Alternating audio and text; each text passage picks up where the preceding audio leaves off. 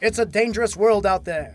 It's impossible to know when something will wipe you off the face of their Helgard, especially if you work in a risky profession like adventuring, which is why people buy insurance from the firm of Stifton, Coldworth, and Rotterdam, who employs specialized trackers and clerics to find corpses to return them to life. It's their job to find out where the bodies are buried, and most notable of these trackers is Archer Blackwood, the little gnome with the nose for the no longer living. When you're a corpse finder, time is of the essence. After 3 days, resurrection is much harder, and much less likely to succeed. And if you have to actually search for the corpse, well, let's just say it's important to get to the area as quickly as possible. Important to me, because in general I want to save people, and important to the firm of Stifton, Coldworth, and Rotterdam, because if I don't make it in 3 days, and can't resurrect the client, they have to refund the adventurer's insurance policy money to the client's heirs. And they hate doing that. So getting to the corpses as fast as possible. Portals, flying, whatever. Even if it costs quite a bit. Getting back, though, unless Stifton, Coldworth, and Rotterdam need me right away for something else, they're fine with me taking the slow, cheap way home. Which is why I found myself horribly seasick in a passenger bunk in a tiny ship sailing back to Stone Tree from some god's-forsaken island in the middle of nowhere, on a trip that seemed to be taking far longer than it should. Cleric Blackwood? Cleric Blackwood, we need your assistance! Go away! I'm getting ready to perform last rites on myself. But Cleric Blackwood, the navigator is dead, and if we don't do something, the rest of us will all follow. Fine. Give me a second to pull myself together. Please hurry! Hey, boss. I wouldn't usually ask for myself, but apparently it's time to go to work.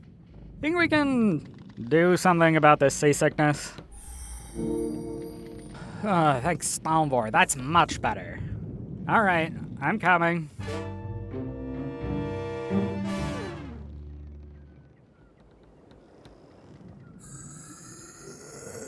Okay, where's the Oh.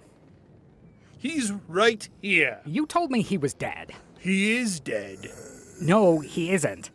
To be dead is to have an absence of animating force, life or otherwise. This is a zombie. He's not dead, he's undead. Can you stop him being a zombie? Sure, nothing easier. So, will you do so then?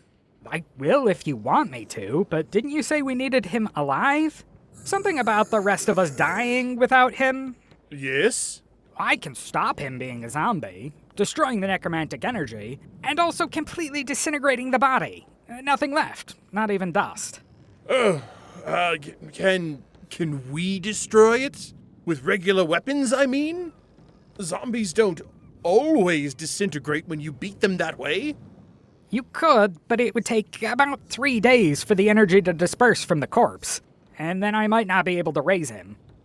And also, I keep coming back to something you said about all of us dying without a navigator. I assume we don't actually have 3 days to wait. No. We really do need an experienced navigator. There are numerous shallow reefs and hidden rocks we could founder on in these waters. Laden ships go down in the area with unfortunate frequency. Is there nothing to be done? Okay. This isn't a naturally occurring zombie. Out at sea, the salt water would disperse loose necromantic energy before it could animate a corpse like this. And he's just standing there, too. Waiting for orders, I'd guess. Look at this. What is it? Cause of death. Stab wound, right in the back. No blood on the floor in here. It happened somewhere else. What does all of this mean? It means, Captain Argon, that there is a necromancer and a murderer on your ship. So, here's a quick lesson in necromantic theory for you. Let's say you have a corpse, and you want it to do something. Being as you are not a god or representative thereof, you are unable to return your corpse to life. So what you do, since you are, in this hypothetical, a bit of a bastard and an unethical necromancer, is you jam the corpse full of so much death energy that it can get up and move around, a sort of facsimile of life. The corpse is just a husk, and your death energy can make it into a sort of puppet.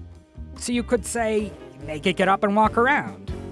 Say, get it to leave the scene of its murder, making it more difficult to determine where the murder was committed, and by extension, who did it.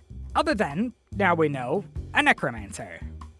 Except, well, none of the crew or passengers is obviously a practitioner of the deathly arts. I didn't see anyone in all black robes or wearing a bunch of skull jewelry and stuff. Ordinarily, it wouldn't matter, but now, I needed to find the necromancer and get him to release and remove his hold on the corpse.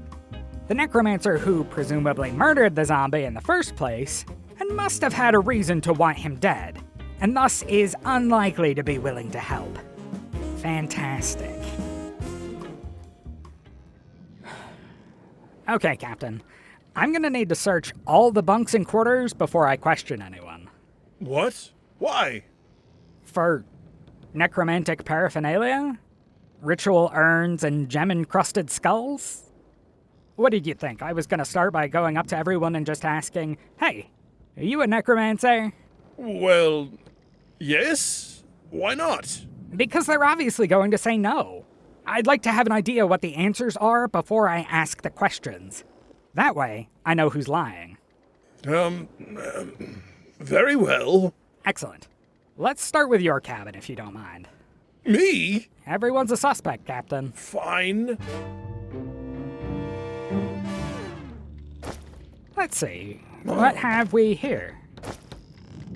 Oh, I can explain. no need to explain to me, Captain. It's not necromantic, and I'm not gonna judge what you do in your personal time. Let's just move on, please.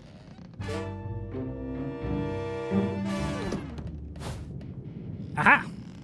Here's something. What? A book. Liber Mortuorum Pro Stultus. It's an amateur's necromancy primer. Whose bunk is this? It's the navigator's bunk. What? But that doesn't... Damn. Okay, let's shift again. Why would someone murder the navigator? I don't know. If I knew that, I'd have suggested we started there. All right, calm down, Captain. Who would know? Was there anyone he was particularly close to? I don't know about close, but I had seen him talking with the bosun quite a bit lately. Which bunk belongs to the bosun? This one over here. You searched it already and didn't find anything. Damn. I guess we'll have to talk to him then.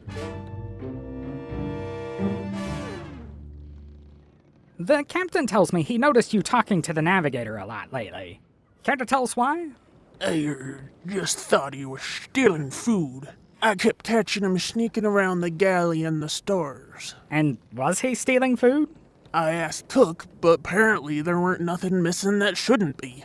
I see, I think. That was kind of a double or triple negative nightmare. Thanks. Captain, let's see the stores. Maybe the navigator didn't steal anything, but he might have left something behind. It all seems present and correct. It does, doesn't it? What's here that shouldn't be?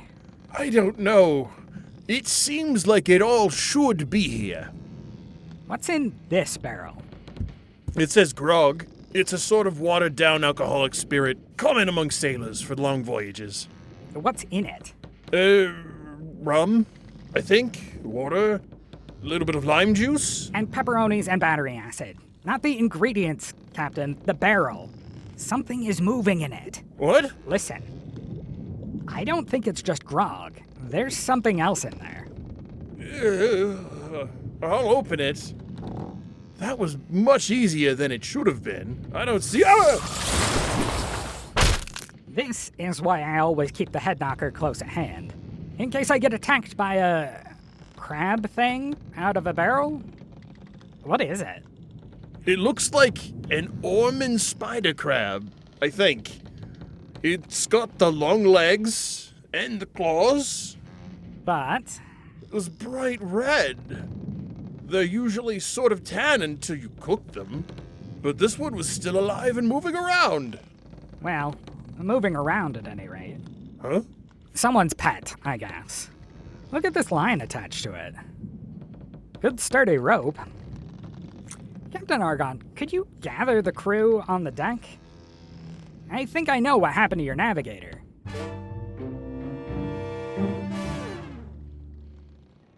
Crew's all here, Captain. Thank you, Bosun.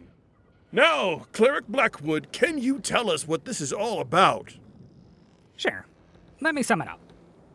So, we all have a problem. Our navigator has been 1, murdered, and 2, turned into a zombie. That means that aboard this ship, there is both a murderer and a necromancer. And I am prepared to identify them both. Both?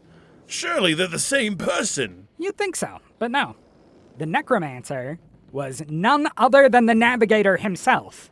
And he didn't stab himself in the back. The navigator? Yep. Remember how we found this book in his belongings? Liber Mortuorum Pro Stultus, or rendered roughly into common, the Book of the Dead for Idiots.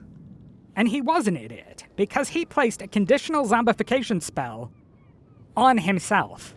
One that triggered on his death. What? Why? I suspect he thought it would bring him back to life immediately. Like I said, idiot.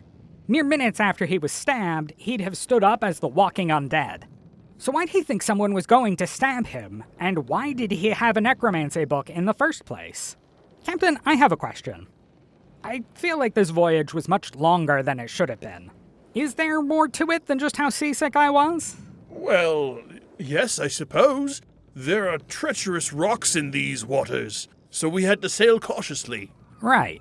So, why are we here? Couldn't we have sailed around?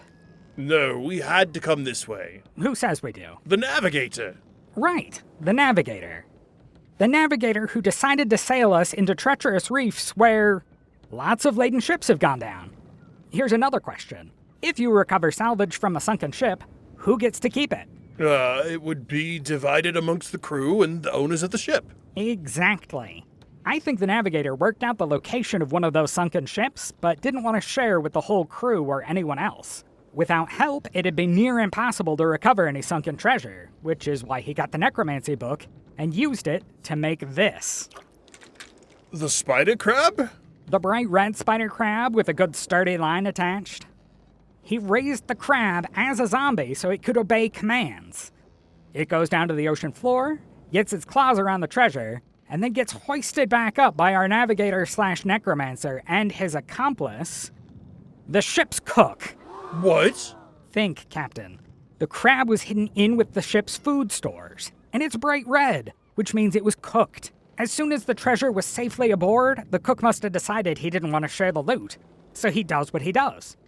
Probably he intended to throw the navigator overboard, but before he can, he gets up as a zombie and returns to his quarters to await orders from his necromancer, which are not actually coming since the navigator is, in this instance, both master and servant, and both of them are dead. Bosun, have the cook confined to the brig until we return to port. Aye, sir.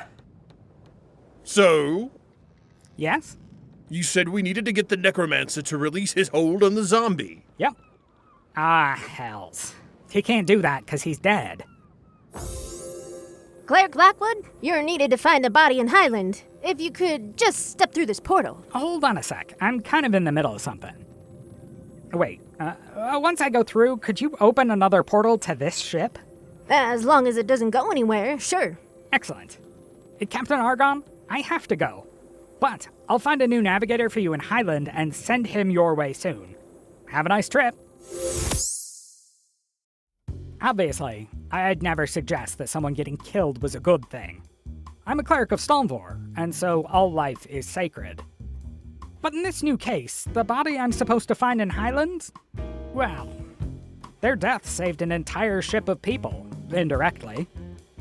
Come to think of it, it also got me off the stupid ship with its rocking and heaving and puking, and back onto good dry land.